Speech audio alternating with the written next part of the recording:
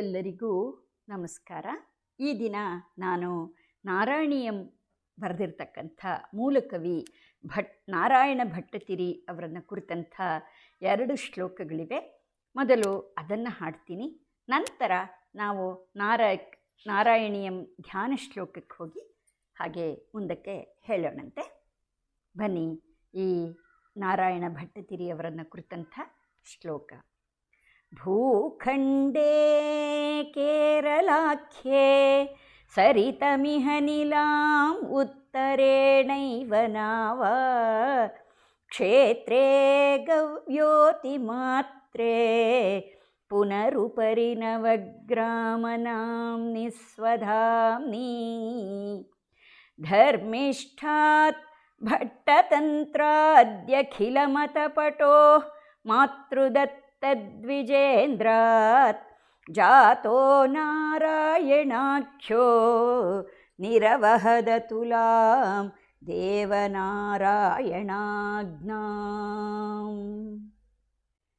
ಮೀಮಾಂಸಾದಿಸ್ವತಾತಾತ್ ನಿಗಮಮವಿಕಲಂ ಮಾಧವಾಚಾರ್ಯವರ್ಯಾತ್ ತರ್ಕಂ ದಾಮೋದರಾರ್ಯಾದಪಿ ಪದಪದವೀಂ ಅಚ್ಯುತಾರ್ಯಾತ್ ಬುಧೇಂದ್ರಾತ್ ತೇಷಾಂ ಕಾರುಣ್ಯಯೋಗಾತ್ ಕಿಮಪಿ ಕವಿತಾಮಾಪ್ನುವಂ ಕರ್ಮಮೇತತ್ ಭೂಯಾತ್ ಕೃಷ್ಣಾರ್ಪಣಂ ಮೇ ಭವತು ಚ ಸತತಂ ಧೀರಧಾರೆ ಕಥಾಯ. ಹರಿಃ ಓಂ ಶ್ರೀ ಗಣೇಶಾದಿಶಾರದಾ ಗುರುಭ್ಯೋ ನಮಃ. ಹರಿಃ ಓಂ ಸಚ್ಚಿದಾನಂದರೂಪಾಯ ವಿಶ್ವೋತ್ಪತ್ತ್ಯಾದಿಹೇತವೇ ತಾಪತ್ರಯ ವಿನಾಶಾಯ ಶ್ರೀಕೃಷ್ಣಾಯ ವಯಂ ನಮಃ.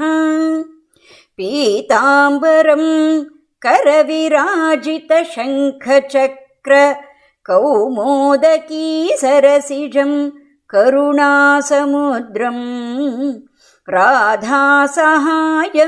ಸುಂದರ ಮಂದಹಾಸಂ ವಾತಾಲಯೇಶ ಮನಿಷಂ ಹೃದಿ ಭಾವಯಾಮಿ.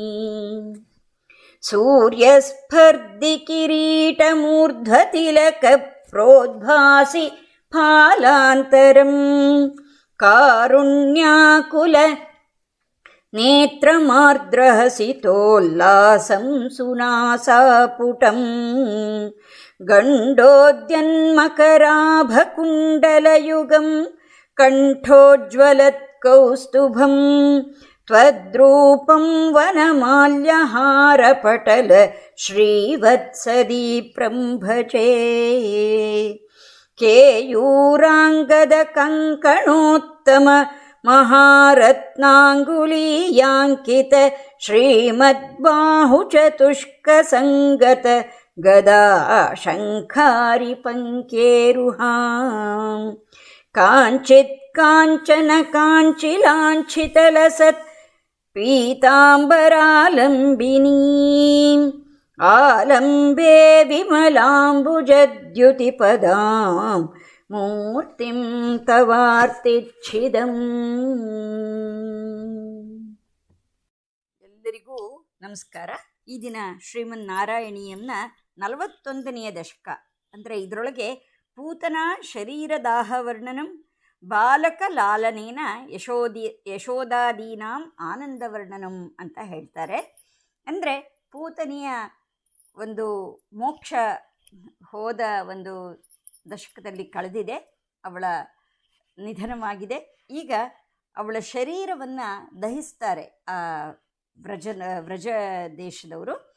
ಆಗ ಏನು ಪರಿಣಾಮವಾಯಿತು, ಯಾವ ರೀತಿಯಲ್ಲಿ ಅದು ಕಾಣಿಸ್ತವ್ರಿಗೆ ಅಂತನ್ನೋದನ್ನು ಹೇಳ್ತಾರೆ. ಮತ್ತು ಬಾಲಕ ಲಾಲನೇನ ಯಶೋದಾದೀನಾಂ ಆನಂದವರ್ಣನಂ ಅಂದರೆ ಬಾಲಕನಾಗಿರ್ತಕ್ಕಂಥ ಶ್ರೀಕೃಷ್ಣ ಹಾಗೂ ಬಲರಾಮರನ್ನು ಇಡೀ ಯಶೋದೆ ಮತ್ತು ಆ ಗೋಪಿಕೆಯರೆಲ್ಲರೂ ಸಹ ಲಾಲನೆ ಪಾಲನೆ ಮಾಡ್ತಾರೆ.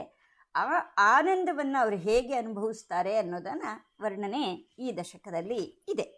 ಬನ್ನಿ ಇದನ್ನು ಕಲಿಯೋಣಂತೆ.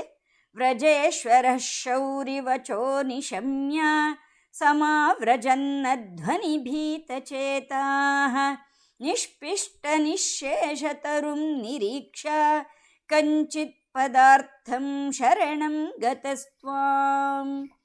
ವ್ರಜೇಶ್ವರಃ ಶೌರಿವಚೋ ನಿಶಮ್ಯ ಸಮಾವ್ರಜನ್ನಧ್ವನಿಭೀತಚೇತಾಃ ನಿಷ್ಪಿಷ್ಟನಿಶ್ಶೇಷತರುಂ ನಿರೀಕ್ಷ್ಯ ಕಂಚಿತ್ ಪದಾರ್ಥಂ ಶರಣಂ ಗತಸ್ತ್ವಾಂ.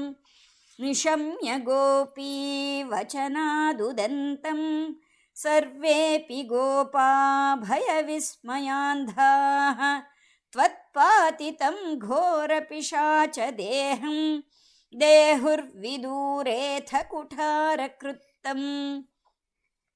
ನಿಶಮ್ಯ ಗೋಪೀ ವಚನಾದುದಂತಂ ಸರ್ವೇಪಿ ಗೋಪಾ ಭಯವಿಸ್ಮಯಾಂಧಾಃ ತ್ವತ್ಪಾತಿತಂ ಘೋರಪಿಶಾಚ ದೇಹಂ ದೇಹುರ್ವಿದೂರೇಥ ಕುಠಾರಕೃತ್ತಂ. ತ್ವತ್ಪೀತಪೂತಸ್ತನತಚ್ಛರೀರಾತ್ ಸಮುಚ್ಛಲನ್ನುಚ್ಚತರೋ ಹಿ ಧೂಮಃ ಶಂಕಾಮಧಾದಾಗರವಃ ಕಿಮೇಷ ಕಿಂ ಚಾಂದನೋ ಗೌಲ್ಗುಲವೋಥ ವೇತಿ. ತ್ವತ್ಪೀತಪೂತಸ್ತನತಚ್ಛರೀರಾತ್ ಸಮುಚ್ಛಲನ್ನುಚ್ಚತರೋ ಹಿ ಧೂಮಃ ಶಂಕಾಮಧಾದಾಗರವಃ ಕಿಮೇಷ ಕಿಂ ಚಾಂದನೋ ಗೌಲ್ಗುಲವೋಥ ವೇತಿ. ಮದಂಗಸಂಗಸ್ಯ ಫಲಂ ನ ದೂರೆ ಕ್ಷಣೇನ ತಾವದ್ಭವತಾಮಪಿ ಸ್ಯಾತ್ ಇತ್ಯುಲ್ಲಪನ್ವಲ್ಲವತಲ್ಲಜೇಭ್ಯಃ ತ್ವಂ ಪೂತನಾಮಾ ತನುತಾಃ ಸುಗಂಧಿಂ. ಮದಂಗಸಂಗಸ್ಯ ಫಲಂ ನ ದೂರೆ ಕ್ಷಣೇನ ತಾವದ್ಭವತಾಮಪಿ ಸ್ಯಾತ್ ಇತ್ಯುಲ್ಲಪನ್ವಲ್ಲವತಲ್ಲಜೇಭ್ಯಃ ತ್ವಂ ಪೂತನಾಮಾ ತನುತಾಃ ಸುಗಂಧಿಂ. ಚಿತ್ರಂ ಪಿಶಾಚ್ಯಾನಹತಃ ಕುಮಾರಃ ಚಿತ್ರಂ ಪುರೈವಾಕಥಿಶೌರಿಣೇದಂ ಇತಿ ಪ್ರಶಂಸನ್ ಕಿಲ ಗೋಪಲೋಕೋ ಭವನ್ಮುಖಾಲೋಕರಸೇನ್ಯಮಾಂಕ್ಷೀತ್. ಚಿತ್ರಂ ಪಿಶಾಚ್ಯಾನಹತಃ ಕುಮಾರಃ ಚಿತ್ರಂ ಪುರೈವಾಕಥಿಶೌರಿಣೇದಂ ಇತಿ ಪ್ರಶಂಸನ್ ಕಿಲ ಗೋಪಲೋಕೋ ಭವನ್ಮುಖಾಲೋಕರಸೇನ್ಯಮಾಂಕ್ಷೀತ್. ದಿನೇ ದಿನೇಥ ಪ್ರತಿವೃದ್ಧಲಕ್ಷ್ಮೀಃ ಅಕ್ಷೀಣಮಾಂಗಲ್ಯಶತೋ ವ್ರಜೋಯಂ ಭವನ್ನಿವಾಸಾದೈವಾಸುದೇವ ಪ್ರಮೋದಸಾಂದ್ರಃ ಪರಿತೋ ವಿರೇಜೆ. ದಿನೇ ದಿನೇಥ ಪ್ರತಿವೃದ್ಧಲಕ್ಷ್ಮೀರಕ್ಷೀಣಮಾಂಗಲ್ಯಶತೋ ವ್ರಜೋಯಂ ಭವನ್ನಿವಾಸಾದೈವಾಸುದೇವ ಪ್ರಮೋದಸಾಂದ್ರಃ ಪರಿತೋ ವಿರೇಜೆ. ಗೃಹೇಷು ತೇ ಕೋಮಲರೂಪಹಾಸಂ ಇತಃ ಕಥಾ ಸಂಕುಲಿತಾಃ ಕಮನ್ಯಃ ವೃತ್ತೇಷು ಕೃತ್ಯೇಷು ಭವನ್ನಿರೀಕ್ಷಾ ಸಮಾಗತಾಃ ಪ್ರತ್ಯಹಮತ್ಯನಂದನ್. ಗೃಹೇಷು ತೇ ಕೋಮಲರೂಪಹಾಸಂ ಇತಃ ಕಥಾ ಸಂಕುಲಿತಾಃ ಕಮನ್ಯಃ ವೃತ್ತೇಷು ಕೃತ್ಯೇಷು ಭವನ್ನಿರೀಕ್ಷಾ ಸಮಾಗತಾಃ ಪ್ರತ್ಯಹಮತ್ಯನಂದನ್. ಅಹೋ ಕುಮಾರೋ ಮಯಿ ದತ್ತದೃಷ್ಟಿಃ ಸ್ಮಿತಂ ಕೃತಂ ಮಾಂ ಪ್ರತಿವತ್ಸಕೇನ ಏಹ್ಯೇಹಿ ಮಾಮಿತ್ಯುಪಸಾರ್ಯ ಪಾಣಿ ತ್ವಯೀಶ ಕಿಂ ಕಿಂ ನ ಕೃತಂ ವಧೂಭಿಃ. ಅಹೋ ಕುಮಾರೋ ಮಯಿ ದತ್ತದೃಷ್ಟಿಃ ಸ್ಮಿತಂ ಕೃತಂ ಮಾಂ ಪ್ರತಿವತ್ಸಕೇನ ಏಹ್ಯೇಹಿ ಮಾಮಿತ್ಯುಪಸಾರ್ಯ ಪಾಣಿ ತ್ವಯೀಶ ಕಿಂ ಕಿಂ ನ ಕೃತಂ ವಧೂಭಿಃ. ಭವದ್ವಪುಃ ಸ್ಪರ್ಶನ ಕೌತುಕೇನ ಕರಾತ್ಕರಂ ಗೋಪವಧೂಜನೇನ ನೀತಸ್ತ್ವಮಾತಾಮ್ರಸರೋಜಮಾಲಾ ವ್ಯಾಲಂಬಿಲೋಲಂಬತುಲಾಮಲಾಸೀಃ ಭವದ್ವಪುಸ್ಪರ್ಶನ ಕೌತುಕೇನ ಕರಾತ್ಕರಂ ಗೋಪವಧೂಜನೇನ ನೀತಸ್ತ್ವಮಾತಾಮ್ರಸರೋಜಮಾಲಾ ವ್ಯಾಲಂಬಿಲೋಲಂಬತುಲಾಮಲಾಸೀಃ ನಿಪಾಯಯಂತೀ ಸ್ತನಮಂಕಗಂ ತ್ವಾಂ ವಿಲೋಕಯಂತೀ ವದನಂ ಹಸಂತಿ ದಶಾಂ ಯಶೋದಾ ಕಥಮಾನ್ನ ಭೇಜೆ ಸತಾದೃಶಃ ಪಾಹಿ ಹರೇ ಗದಾನ್ಮಾಂ ನಿಪಾಯಯಂತೀ ಸ್ತನಮಂಕಗಂ ತ್ವಾಂ ವಿಲೋಕಯಂತೀ ವದನಂ ಹಸಂತಿ ದಶಾಂ ಯಶೋದಾ ಕಥಮಾನ್ನ ಭೇಜೆ ಸತಾದೃಶಃ ಪಾಹಿ ಗರೇ ಹದಾನ್ಮಾ ದಶಾಂ ಯಶೋದಾ ಕಥಮಾನ್ನ ಭೇಜೆ ಸತಾದೃಶಃ ಪಾಹಿ ಹರೇ ಗದಾನ್ಮಾಂ. ಶ್ರೀಹರಯೇ ನಮಃ. ಶ್ರೀಹರಯೇ ನಮಃ. ಶ್ರೀಹರಯೇ ನಮಃ. ಗೋಪಿಕಾ ಜೀವನಸ್ಮರಣಂ ಗೋವಿಂದ ಗೋವಿಂದ. ಈ 41ನೆಯ ದಶಕ ಭಾಗವತದ 10ನೇ ಸ್ಕಂಧದ 6ನೇ ಅಧ್ಯಾಯದ 31ನೇ ಶ್ಲೋಕದಿಂದ ಅಧ್ಯಾಯದ ಕೊನೆಯವರೆಗಿನ ಶ್ಲೋಕದವರೆಗಿನ ಸಾರಾಂಶ ಈ ದಶಕದಲ್ಲಿ ಅಡಕವಾಗಿದೆ. ಬನ್ನಿ ಇದನ್ನು ನೋಡೋಣ. ಗೋಕುಲದ ನಾಯಕನಾಗಿರ್ತಕ್ಕಂಥ ನಂದನು ವಸುದೇವನ ಮಾತುಗಳನ್ನು ಕೇಳಿ ಭಯಭೀತನಾಗಿ ತನ್ನೂರಿಗೆ ಹಿಂದಿರುಗುತ್ತಿರುವಾಗ ಮಾರ್ಗ ಮಧ್ಯದಲ್ಲಿ ಮರಗಳೆಲ್ಲವೂ ಮುರಿದು ನಾಶವಾಗಿರಲು ಯಾವುದೋ ಒಂದು ಅದ್ಭುತ ಪದಾರ್ಥ ಇರುವುದನ್ನು ಗಮನಿಸಿ ಭಯಗೊಂಡ ಮನಸ್ಸಿನಿಂದ ನಿನಗೆ ಶರಣು ಹೋದ. ಗೋಪರೆಲ್ಲರೂ ಗೋಪಿಯರ ಬಾಯಿಯಿಂದ ವಿಷಯವನ್ನು ಕೇಳಿ ಭಯ ಹಾಗೂ ವಿಸ್ಮಯದಲ್ಲಿ ಮುಳುಗಿ ನಿನ್ನಿಂದ ಕೆಡವಲ್ಪಟ್ಟ ಪೂತನಿಯ ಘೋರವಾದ ಪಿಶಾಚ ದೇಹವನ್ನು ಕೊಡಲಿಗಳಿಂದ ತುಂಡು ತುಂಡಾಗಿ ಕತ್ತರಿಸಿ ದೂರಕ್ಕೆ ಕೊಂಡೊಯ್ದು ಸುಟ್ಟರು. ಯಾಕೆಂದರೆ ಆ ವ್ರಜವಾಸಿಗಳಿಗೆಲ್ಲರಿಗೂ ಸಹ ಇವಳು ಅಂದವಾದ ಸ್ತ್ರೀಯ ರೂಪದಲ್ಲಿ ಬಂದಂಥ ರಾಕ್ಷಸಿ ಅಂತ ತಿಳಿದಾಗ ಅವಳನ್ನು ಹಾಗೆ ಬಿಟ್ಟರೆ ಆ ದೇಹವನ್ನು ಎಲ್ಲಿ ಮತ್ತೆ ಅದಕ್ಕೆ ಜೀವ ಬಂದು ಕೃಷ್ಣನಿಗೆ ಎಲ್ಲಿ ತೊಂದರೆ ಮಾಡ್ತಾಳೋ ಅಂತನೋ ಹೆದರಿಕೆಯಿಂದ ಅವಳ ದೇಹವನ್ನು ಕೊಡಲಿಯಿಂದ ತುಂಡು ತುಂಡಾಗಿ ಕತ್ತರಿಸಿ ಆ ನಂತರ ಆ ದೇಹವನ್ನು ಸುಡ್ತಾರೆ. ನೀನು ಅವಳ ಸ್ತನವನ್ನು ಹೀರಿದ್ದರಿಂದ ಅವಳ ಶರೀರ ಪವಿತ್ರಗೊಂಡಿತ್ತು.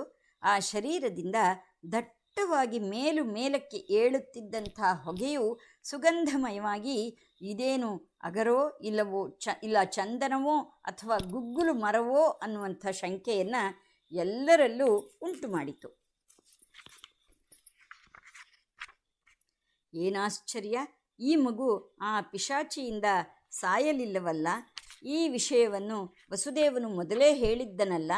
ಅದು ಮತ್ತೂ ಅಚ್ಚರಿ ಉಂಟು ಮಾಡುವಂತಹದ್ದು ಎಂಬುದಾಗಿ ಗೋಪ ಜನರೆಲ್ಲರೂ ಸಹ ಪ್ರಶಂಸೆ ಮಾಡುತ್ತಾ ನಿನ್ನ ಮುಖಾರವಿಂದವನ್ನೇ ನೋಡುತ್ತಾ ಆ ದಿವ್ಯ ರಸದಲ್ಲಿ ಮುಳುಗಿ ಹೋದರು. ಹೇ ಪ್ರಭು ವಾಸುದೇವ, ನಿನ್ನ ನೆಲೆಸುವಿಕೆಯಿಂದಾಗಿ ಈ ಗೋಕುಲದಲ್ಲಿ ಸಂಪತ್ತು ಐಶ್ವರ್ಯವು ದಿನದಿನಕ್ಕೂ ಹೆಚ್ಚಾಗುತ್ತಾ ಕೊರೆಯಾಗದಂಥ ನೂರಾರು ಮಂಗಳ ಕಾರ್ಯಗಳಿಂದ ಎಲ್ಲೆಲ್ಲೂ ಮಹದಾನಂದವು ಹೆಪ್ಪುಗಟ್ಟಿ ಇಡೀ ಗೋಕುಲವು ಶೋಭಾಯಮಾನವಾಗಿತ್ತು. ಕಮನೀಯರಾದ ಗೋಪಿಯರು ತಮ್ಮ ತಮ್ಮ ಮನೆಗಳಲ್ಲಿ ನಿನ್ನ ಕೋಮಲ ರೂಪವನ್ನು ಮಿನುಗುವ ಮಂದಹಾಸವನ್ನೂ ಕುರಿತು ಎಲ್ಲರೂ ಒಟ್ಟಾಗಿ ಸೇರಿ ಒಬ್ಬರು ಇನ್ನೊಬ್ಬರಿಗೆ ವರ್ಣಿಸುತ್ತಿದ್ದರು. ತಮ್ಮ ಮನೆಗೆಲಸ ಮುಗಿದ ನಂತರ ಎಲ್ಲರೂ ಒಟ್ಟಾಗಿ ಪ್ರತಿದಿನವೂ ನಿನ್ನನ್ನು ನೋಡಲು ಬಂದು ನಿನ್ನೊಂದಿಗೆ ಅತ್ಯಾನಂದದಿಂದ ಆಟವಾಡುತ್ತಾ ಕಾಲ ಕಳೆಯುತ್ತಿದ್ದರು. ಅಬ್ಬಾ, ಈ ಮಗು ನನ್ನನ್ನೇ ನೋಡುತ್ತಿದೆ, ಇದು ನನ್ನ ಕಡೆಯೇ ನೋಡುತ್ತಾ ನಗುತ್ತಿದೆ, ಬಾರೋ ಬಾರೋ ನನ್ನ ಹತ್ತಿರ ಬಾ ಎಂಬುದಾಗಿ ಗೋಪಿಯರು ನಿನ್ನ ಆಟಗಳನ್ನು ನೋಡುತ್ತಾ ಎರಡೂ ಕೈಗಳನ್ನು ಚಾಚಿ, ಹೇ ಭಗವನ್, ನಿನಗೆ ಏನು ತಾನೇ ಮಾಡಲಿಲ್ಲ? ನಿನ್ನ ದಿವ್ಯ ಮಂಗಳ ವಿಗ್ರಹವನ್ನು ಸ್ಪರ್ಶಿಸುವ ಕುತೂಹಲದಿಂದ ಗೋಪಸ್ತ್ರೀಯರು ನಿನ್ನನ್ನು ಒಬ್ಬರ ಕೈಯಿಂದ ಇನ್ನೊಬ್ಬರ ಕೈಗೆ ದಾಟಿಸುತ್ತಿದ್ದರೆ ಕಡುಗೆಂಪು ಬಣ್ಣದ ತಾವರೆಯ ಮಾಲೆಯಲ್ಲಿ ಮಧುವನ್ನರಸುತ್ತಾ ದುಂಬಿಯು ಒಂದು ಹೂವಿನಿಂದ ಇನ್ನೊಂದರತ್ತ ಹಾರುವಂತೆ ನೀನು ಶೋಭಿಸುತ್ತಲಿದ್ದೆ. ಮಡಿಲಿನಲ್ಲಿ ತುಂಬಿದ್ದ ನಿನಗೆ ಸ್ತನ್ಯಪಾನ ಮಾಡಿಸುತ್ತಾ ನಿನ್ನ ಮುಖಾರವಂದವನ್ನೇ ನೋಡುತ್ತಾ ಆ ಸಂತೋಷದಲ್ಲಿ ನಗುತ್ತಾ ಇದ್ದ ಯಶೋದೆಯು ಎಂತಹ ಆನಂದ ಸ್ಥಿತಿಯನ್ನು ತಾನೇ ಪಡೆಯಲಿಲ್ಲ. ಅವಳ ಆನಂದಕ್ಕೆ ಎಣೆ ಇದೆಯೇ ಭಗವಂತ? ಓ ಹರಿಯೇ, ಅಂತಹ ನೀನು ನನ್ನನ್ನು ರೋಗಗಳಿಂದ ಕಾಪಾಡು. ಶ್ರೀ ಹರಯೇ ನಮಃ, ಶ್ರೀ ಹರಯೇ ನಮಃ, ಶ್ರೀ ಹರಯೇ ನಮಃ. ಗೋಪಿಕಾ ಜೀವನ ಸ್ಮರಣಂ ಗೋವಿಂದ ಗೋವಿಂದ.